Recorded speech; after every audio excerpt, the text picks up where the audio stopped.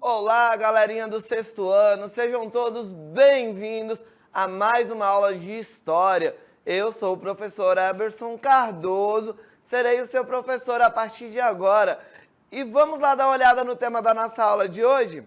Olha aí o tema da nossa aula aparecendo para você, o objeto de conhecimento, o papel da religião cristã, dos mosteiros e da cultura na Idade Média.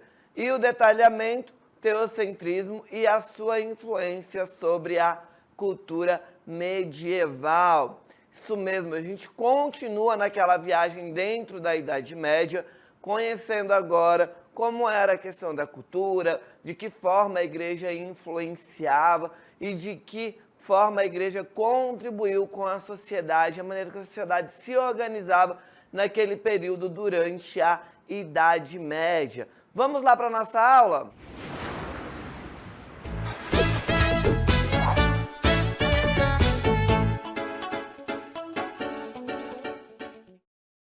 Então vamos lá, galerinha, vamos para a nossa aula. Nós vamos iniciar a nossa aula falando sobre o que é aí essa cultura medieval, que foi este período chamado de Idade Média. Olha só a nossa primeira cartela que diz o seguinte: o termo Idade das Trevas e uma longa noite de 1000 anos foram utilizados durante séculos para se referir à Idade Média, tá?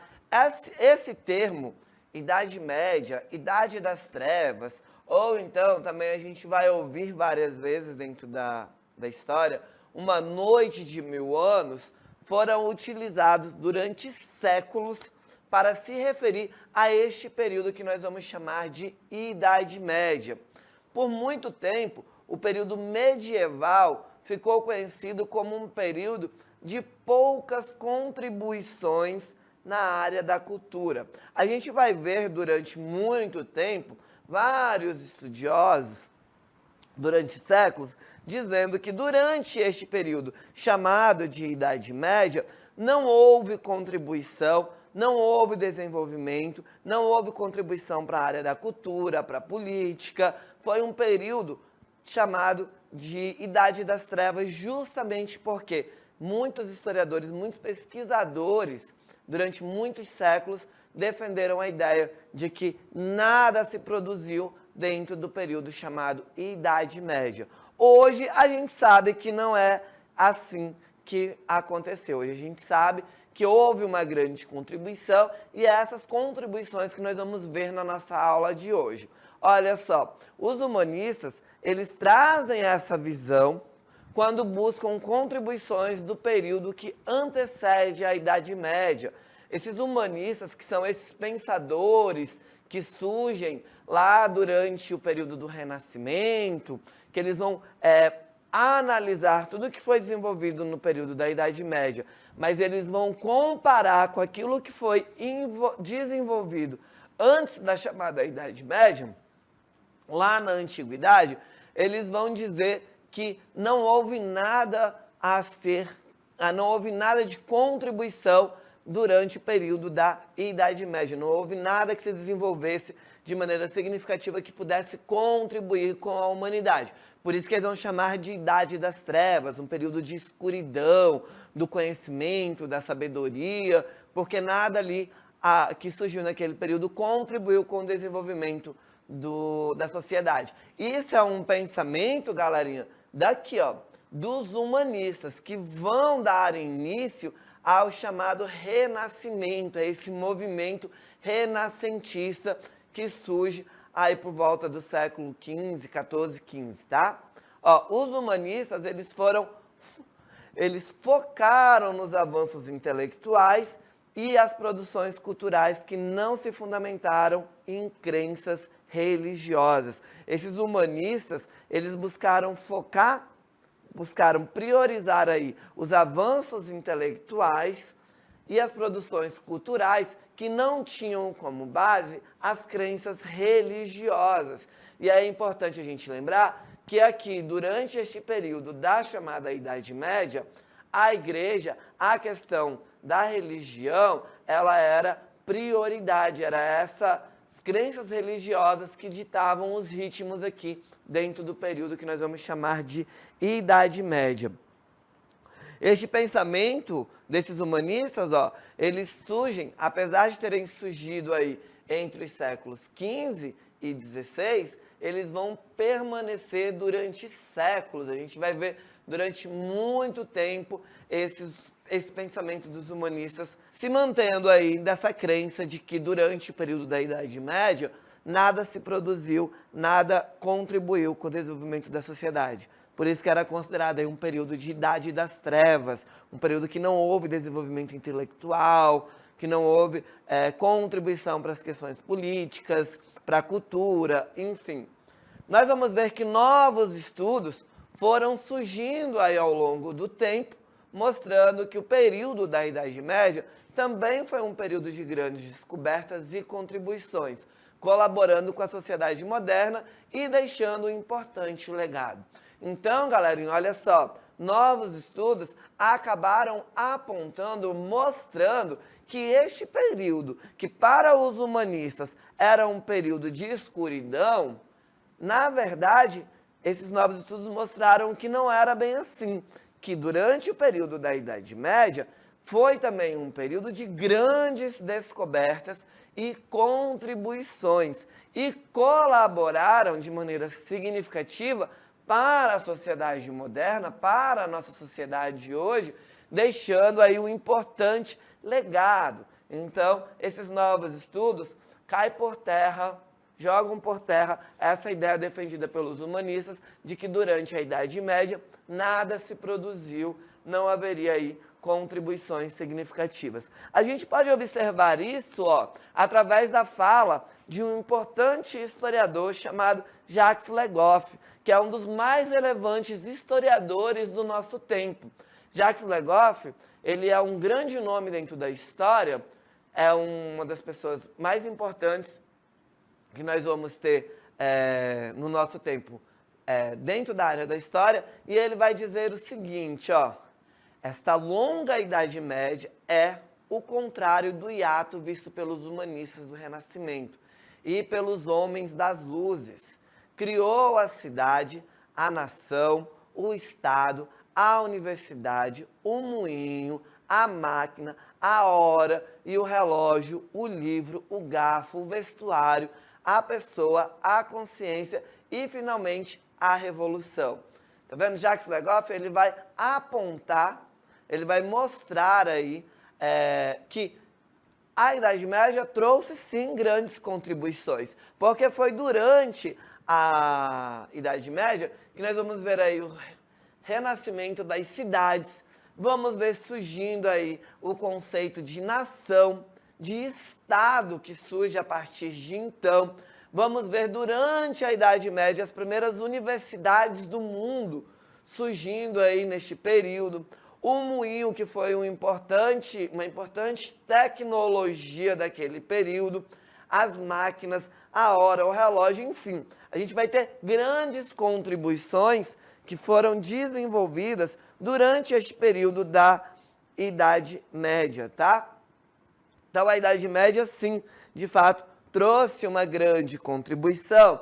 E aí, hoje, não é correto a gente dizer que a Idade Média é o período da Idade das Trevas, é um período de escuridão para o pensamento, para as novas tecnologias, porque durante o período da chamada Idade Média, nós vamos ver grandes tecnologias, uma grande contribuição e um grande legado deixado aí pelo período medieval para a sociedade moderna. Trouxeram aí uma grande contribuição, certo?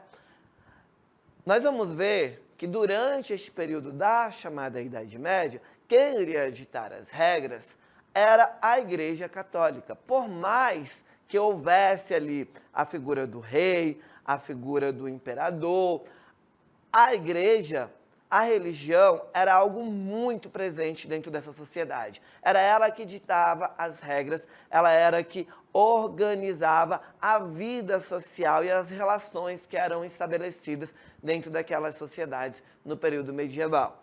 Importante a gente lembrar que o cristianismo se fortaleceu ao longo do tempo E a igreja se colocou no papel de interlocutora ali entre o homem e Deus. Era ela que fazia essa ligação entre homem e Deus. Para mim chegar a Deus, eu precisava passar pela igreja. E o que a igreja dizia que era verdade, tinha que ser aceito, porque se eu não concordasse, se eu não praticasse, se eu não fizesse aquilo que a igreja dizia que eu tinha que fazer, eu não iria para o céu, eu não iria ter este contato com Deus. Então a gente vai ter essa contribuição da igreja, ditando as regras dentro da sociedade durante todo o período da Idade Média. A igreja ela chegou a ser considerada a grande senhora da Idade Média, uma das instituições mais poderosas desse período, porque era ela quem ditava as regras dos grandes impérios, dos grandes reinos que surgiram naquele período. Seu poder seria questionado mais lá na frente, mas durante a Idade Média,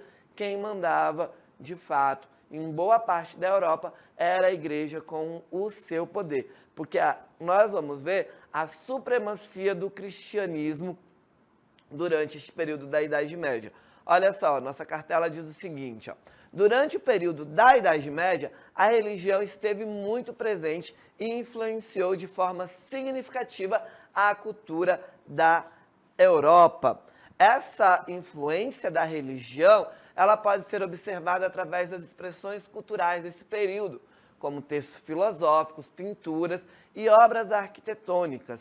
Eram leis divinas e inalteráveis que ordenavam e dirigiam o mundo. Olha só que interessante. Então nós vamos ver que a religião, ela era quem ditava as regras, tanto nas produções culturais, ó, que a gente pode observar isso nas expressões culturais, com figuras, imagens que eram pintadas, textos e obras arquitetônicas eram construídas com a forte influência aí da religião, tá?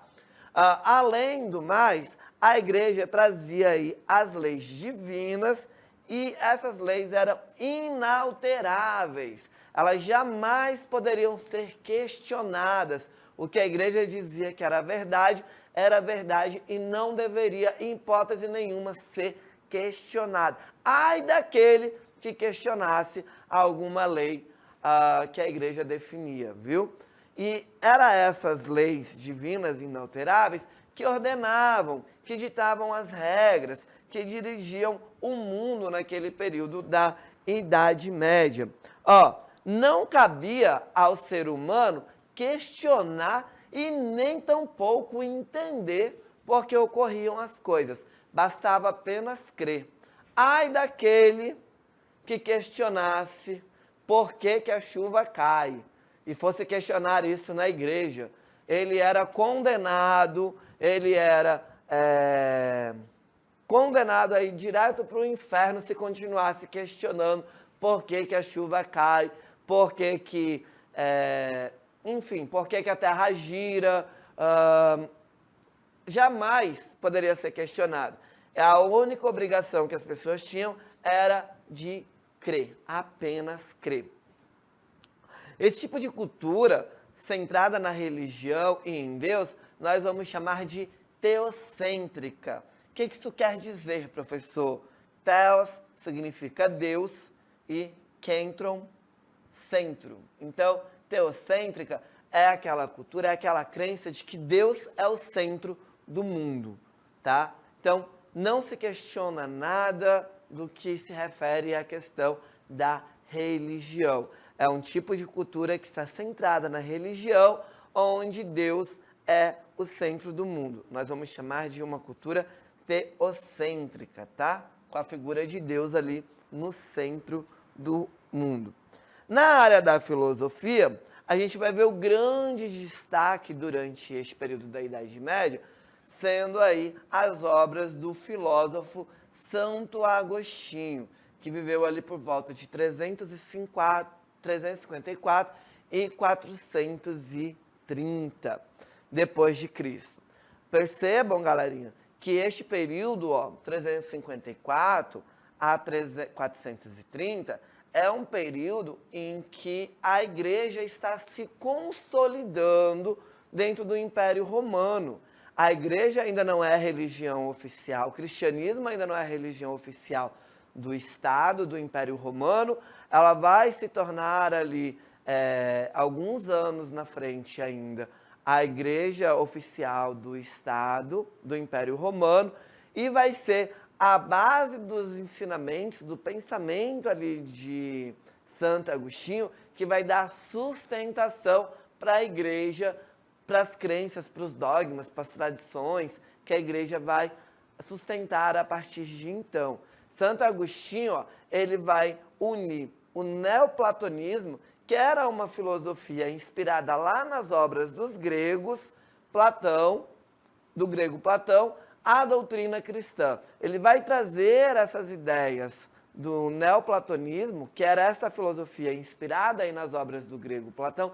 Ele vai ler Platão, ele vai conhecer as obras do filósofo grego Platão, e ele vai trazer essas ideias de Platão e uni-las à doutrina cristã, colaborando aí de maneira significativa para a forma que a igreja vai caminhar a partir de então. Olha só, para ele, para encontrar a verdade, a pessoa devia procurar entre as ideias do mundo espiritual e não nas coisas do mundo material. Então, para Santo Agostinho, para que a pessoa pudesse encontrar a verdade, ela devia procurar entre as ideias do mundo espiritual. Ela tinha que se ligar a Deus, procurar as coisas de Deus, para que ela pudesse encontrar a verdade.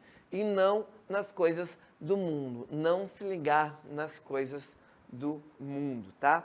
Santo Agostinho criaria, assim, uma teoria que buscava supervalorizar o mundo espiritual, onde ao nascer os seres humanos já estariam predestinados à salvação ou à perdição eterna, e que para serem salvos tinham que receber sacramentos e se submeterem à vontade da igreja, dando prova de sua fé. Olha aí, é com Santo Agostinho que a gente vai ver essa questão dos sacramentos, que daí cada religião tem os seus. O mais comum entre todos os sacramentos, entre as religiões, quando a gente fala de sacramentos, é o batismo, né? Então, todos deveriam ser batizados e tinham que submeter à vontade da igreja, tá? Tinham que obedecer às ordens da igreja, dando prova de sua fé. Isso daqui é algo que Santo Agostinho coloca dentro da igreja e que vai continuar até os dias atuais, né?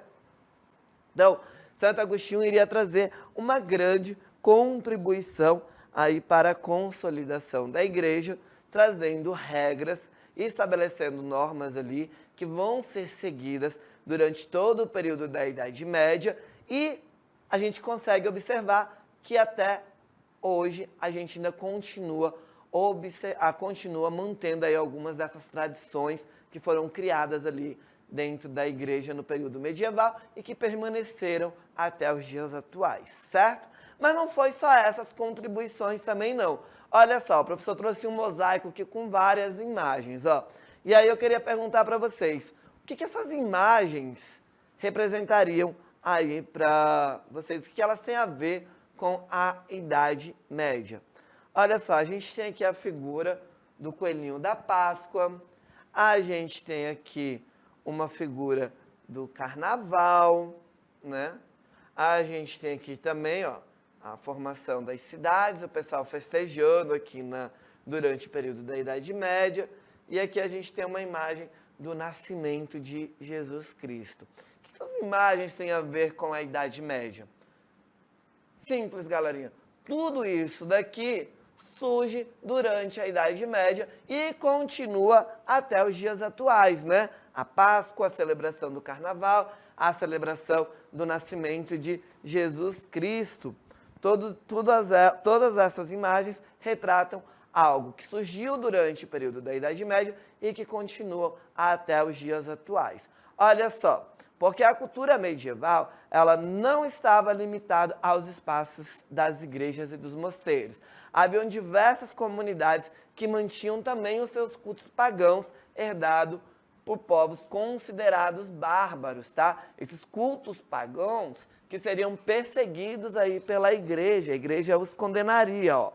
Houve, então, uma junção de elementos de antigas crenças ao cristianismo. O cristianismo, a igreja, percebeu que não adiantaria lutar contra esses costumes pagãos. E o que ela faz? Ela traz esses costumes pagãos para dentro do cristianismo, junta e cria ali uma nova prática. Ó. Alguns desses elementos foram, com o tempo, agregados ao cristianismo pelo clero cristão, na intenção de aproximar a igreja das pessoas comuns. Foi o caso, por exemplo, da deusa céltica, lá do povo celta, que deu origem à Santa Brígida, cultuada pelos irlandeses. Então, o que a igreja fez? Pegou ali a deusa céltica, chamada Brígide, e transformou ela na Santa Brígida, e os irlandeses passaram a cultuá-la. O carnaval, que a gente conhece hoje, também foi outra manifestação popular da Idade Média.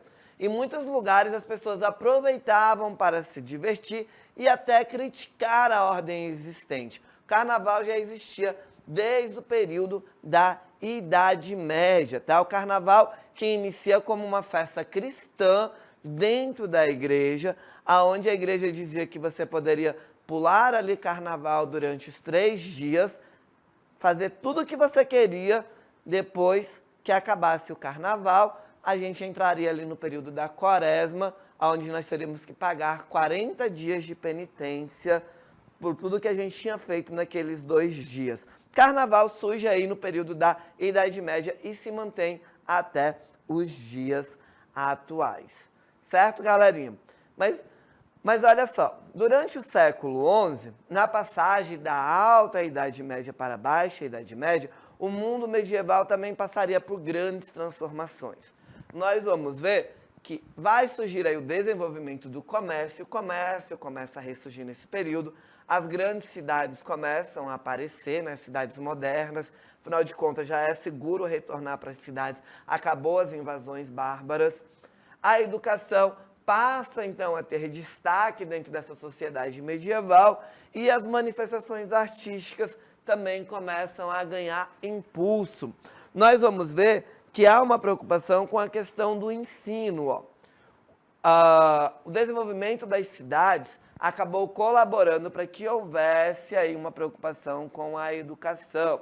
As escolas tradicionais, focadas na formação de religiosos ou nobres, não faziam mais tanto sentido diante das exigências da vida urbana e diversificação da sociedade. Então, aquelas escolas tradicionais já começavam a perder o sentido, era preciso mudar a forma de ensinar, a prática do ensino durante este período de transição ali da Alta para a Baixa Idade Média.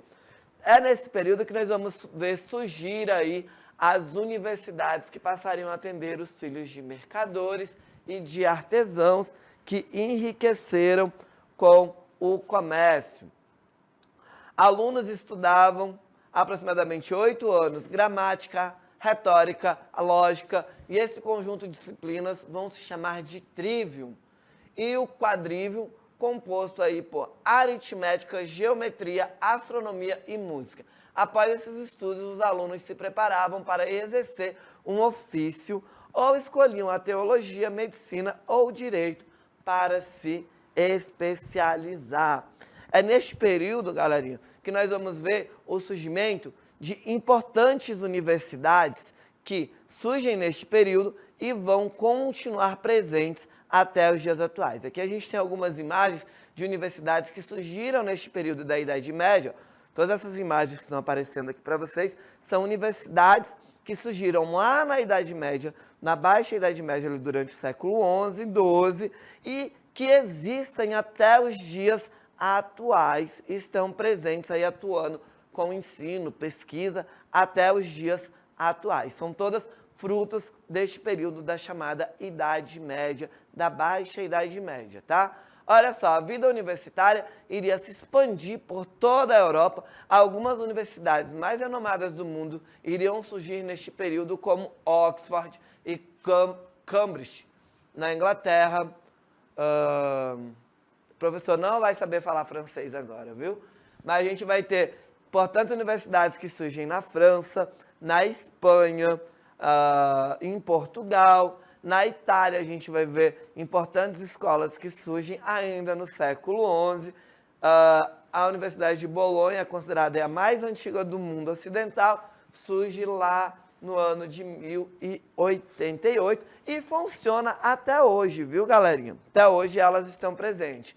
Nós vamos ver que a fusão do latim com as línguas bárbaras, já no final da Idade Média, vão dar origem aos atuais idiomas como o inglês, o italiano, o francês, o português e etc. O latim ele vai contribuir com a origem dessas línguas e esses idiomas vão dar aí um grande impulso à literatura que vai surgir a partir da Baixa Idade Média e em diante, tá?